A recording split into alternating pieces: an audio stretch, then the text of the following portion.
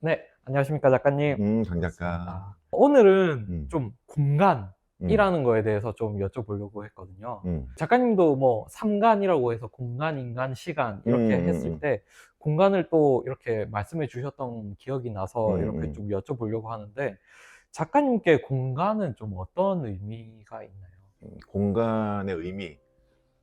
공간의 의미, 와, 되게 철학적이다. 내가 전에 이야기했던 그 삼간 기억하지? 네, 그, 어쨌든 시간이라는 거는 시점과 시점의 간격을, 그 사이를 네. 시간이라 그러고, 인간은 사람과 사람의 어떤 음, 사이, 그게 인간이고, 네. 공간은 보면 공과 공의 사이, 쉽게 말해서 이미지와 이미지의 사이를 공간이라 그래.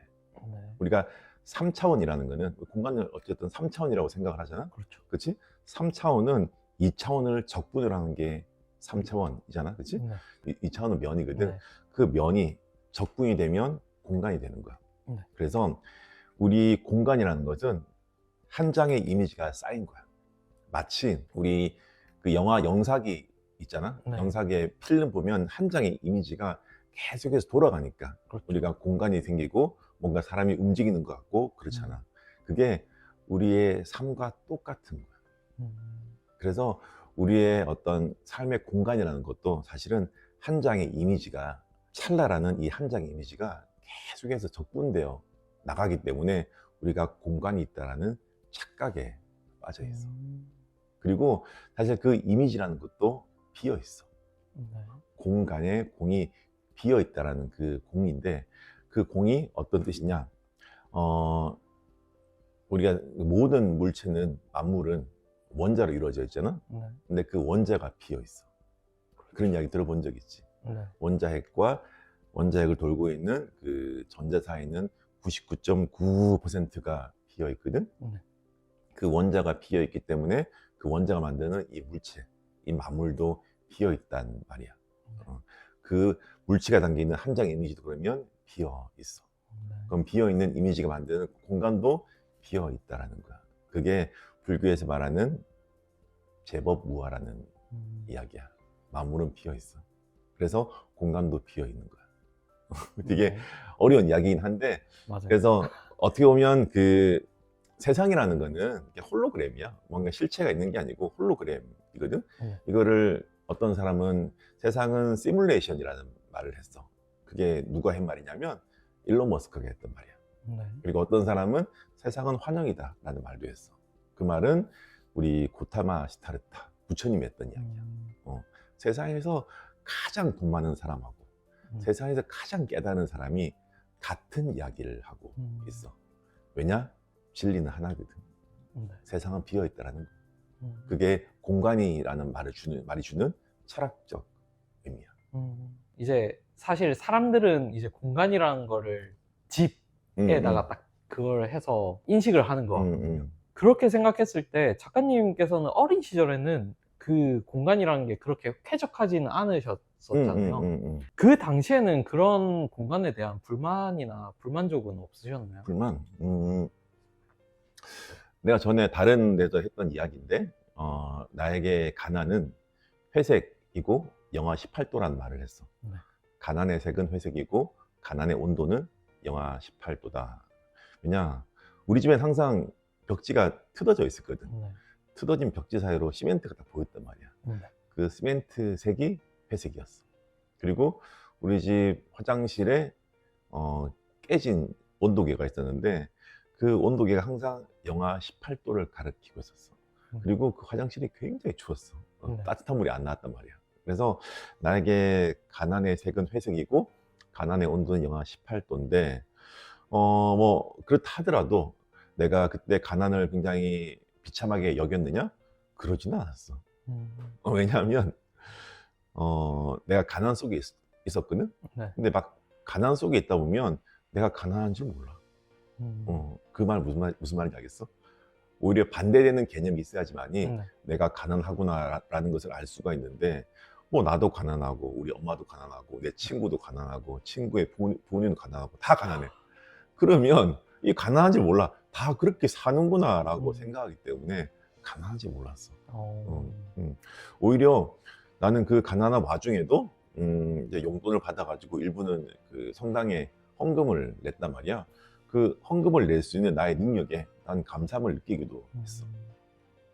그래서 그 당시 나는 뭐 환경은 되게 가난했지만은 그렇게 괴롭지는 않았어. 그리고 두 번째 내가 그때 가난을 잘 못 느꼈던 이유는 이런 거 있잖아. 우리가 내 의지에 의해서 돈을 적게 쓰는 것을 검소라는 말을 써. 네. 그런데 우리가 남의 의지에 의해서, 타의에 의해서 네. 돈을 못 쓰는 것을 가난이라 그래. 네. 그치? 그리고 그 가난을 남에게 강요하는 것을 인색이라 그래. 나는 그 당시에 가난했지만 나는 가난하게 살지 않고 검소하게 살았어. 내 의지에 의해서 돈을 적게 썼어. 네. 그리고 검소했지만은 남에게 인색하지 않았어. 타인에게 헌금을 하고 기부를 했거든. 그래서 뭐 보기에는 되게 가난한 사람이었지만은 그 당시 나는 그 가난 때문에 괴로워하거나 그러지는 않았어. 근데 대부분의 사람들은 그런 생각을 못 할 것 같거든요. 왜 나는 더 나은 게 없어? 라고 생각을 할 수 있을 것 같은데. 나는 엄마가 항상 그렇게 교육을 했어. 우리 점점 나아질 거다. 우리는 점점 나아지는 과정에 있다. 그리고 점점 조금씩 나아지는 거야. 물론 엄청 나아지는 건 아니었는데 조금씩 뭐 도시락도 먹을 수 있는 그런 여유가 생기고 옛날에는 뭐 이렇게 보온 도시락이 아니었는데 어느 순간 보온 도시락을 내가 가지고 있고 막 그런 게 느껴지는 거야. 그래서 우리 집이 점점 나와 엄마가 점점 부자라고 가는 과정에 있구나라는 것을 내가 깨닫기 시작한 거야. 그 알미 굉장히 중요했던 거야. 그리고 나 때는 또 뭐가 있었냐면 이게 되게 슬픈 이야기인데 그 나 때는 그 수도가에 애들이 배고프면 물을 마시러 갔어. 이 무슨 TV나 드라마에 나온 이야기 같은데 그게 아니라 정말 나 때는 수도가에서 물을 마시는 친구들이 되게 많았어. 저녁 먹기 전에 저녁을 뭐 7시, 6시에 먹잖아? 그 먹기 전에 점심 때 뭐 점심을 잘 못 먹고 나면 배고프거든. 그러면 학교에 수도가가 있어. 수도가에서 물을 먹었어. 그게 뭐 그때는 뭐 가난해서 그랬는데 뭐 다 그렇게 물을 먹으니까 뭐 물 마시는 게 그냥 우리에겐 일상이었어. 근데 그 수도가에는 보면 물이 많잖아. 그러면 수도가 주변에는 항상 예쁜 꽃들이 많아. 나 그 수돗물 먹으면서 그 꽃을 보잖아. 되게 좋았다.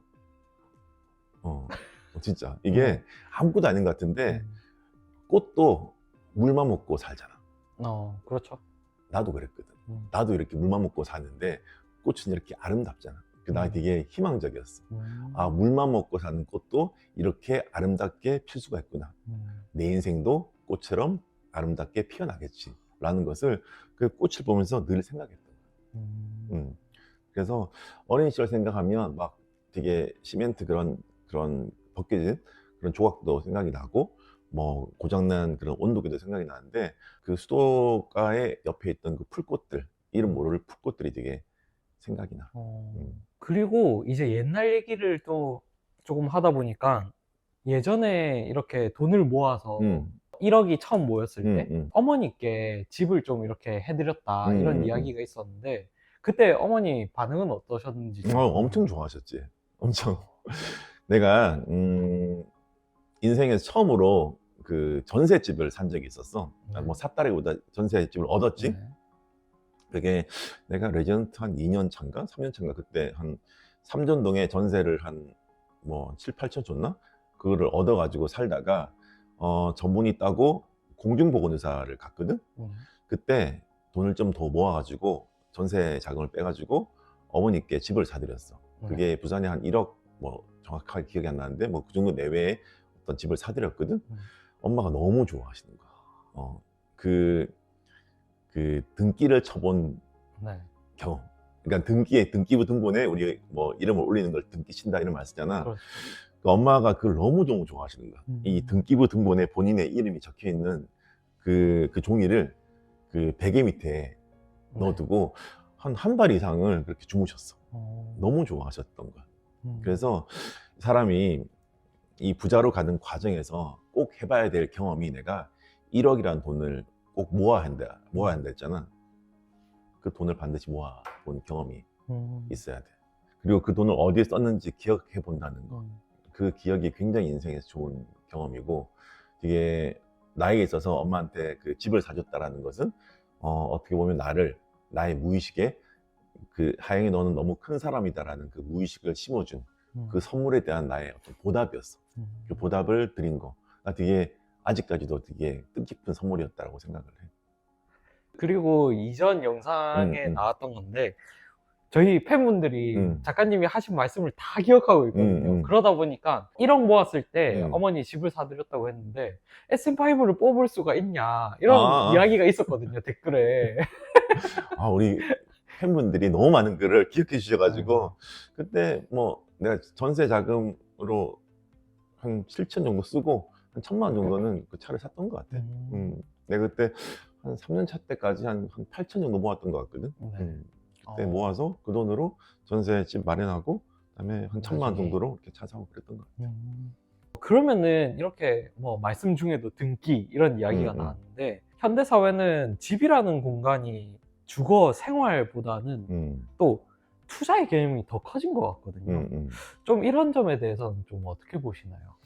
그 개념이 커진 이유는 뭐냐면 우리가 그렇게 교육받고 그렇게 세뇌받기 때문이야. 특히 이 미디어 역할이 굉장히 크거든. 그런 뉴스나 그런 방송이나 또 이런 유튜브를 통해서 사람들이 그렇게 세뇌받고 있는 거야. 왜냐? 집은 투자처다. 집은 사는 곳이 아니라 사는 것이다. 이렇게 계속해서 세뇌를 받다 보니까 집이라는 것은 좋은 투자처다라고 스스로 그 사람의 의견을 사실로 받아들이는 거야. 근데 사실 그거는 사실이 아니고 어떤 한 기자의, 한 유튜버의, 어떤 부동산 교수님의 의견일 뿐이야. 그걸 사실로 받아들일 필요 없고 꼭 그렇게 생각할 이유도 없어. 그래서 집이라는 거에 대해서 스스로의 의미와 가치를 담아주는 게 더 중요해. 나에게 있어서 집이라는 거는 내가 어떻게 살아왔고 어떻게 살고 있고 그리고 앞으로 어떻게 살아갈지에 대한 이 총합이 이 집에 들어가 있어. 어떻게가 영어로 뭐야? how잖아. HOW의 복수형. 그게 house야.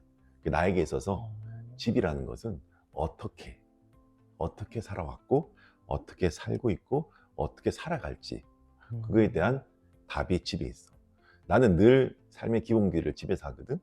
독서하고 운동하고 명상하고 그런 것들을 잘 할 수 있는 공간으로서의 집의 가치를 나는 최우선으로 두거든. 그러다 보니까 내가 예전에 살던 집보다 이런 삶의 기본기를 좀 더 잘할 수 있고 좀 더 쾌적하게 할 수 있는 곳으로 계속 옮겨 다녔어. 그래서 나에게 있어서 집에 대한 소유욕은 남들보다 좋은 집이 아니라 이전보다 내가 이러한 삶의 기본기를 더 즐겁게 할 수 있는 공간, 그렇게 해서 계속 바꿔온 거야. 그러다 보니까 내가 좋아하는 집을 다른 사람들도 좋아할 수가 있잖아. 그 수요가 많아지다 보니까 우리 집의 가격이 올라가는 거야. 그 순서를 헷갈리면 안 돼. 내가 알고 있는 내 집의 가치, 그 가치를 계속해서 좀 더 즐길 수 있는 공간을 찾다 보니까 그 찾는 과정에서 다른 사람들도 이 집을 좋아하게 되면서 이 집이 좋은 투자처가 된 것처럼 보이는 거지 사실 본질은 그게 아니었던 거야. 그거를 헷갈리거나 까먹으면 안 돼.